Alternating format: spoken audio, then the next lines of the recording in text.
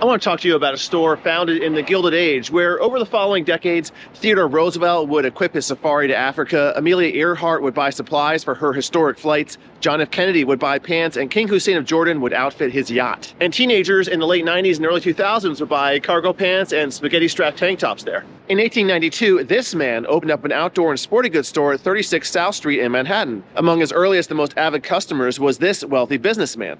Soon the two became business partners, and the store took on both their names, Abercrombie and Fitch. Yes, the popular and notorious mall brand of 25 years ago started out as the sporting goods supplier of choice to New York's wealthy and famous. By 1907, Fitch had bought out Abercrombie's share, but the name stuck. In 1917, the store moved to a 12-story building on 45th Street and Madison Avenue.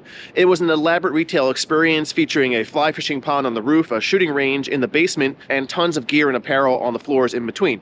They were also the earliest large importer of mahjong, a Chinese tile game which soon became a craze that swept the U.S. Abercrombie & Fitch remained a major upscale sporting goods retailer for decades, with locations in multiple cities. What it didn't offer back then, though, is buff, shirtless models, pumping club music, and a heavy mist of cologne constantly wafting through the sales floor. On the other hand, the Abercrombies of the 90s and 2000s never had Katharine Hepburn riding through the store on a bicycle.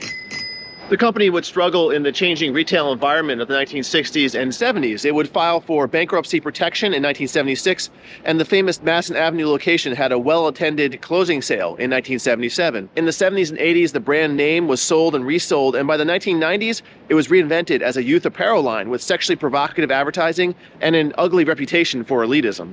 That version of the store would eventually succumb to controversy, and the man who masterminded it is currently facing serious charges related to his time there. These days, Abercrombie's attempting to turn the page on their most infamous era and become a more inclusive retailer. And so that's how we go from this to this to this.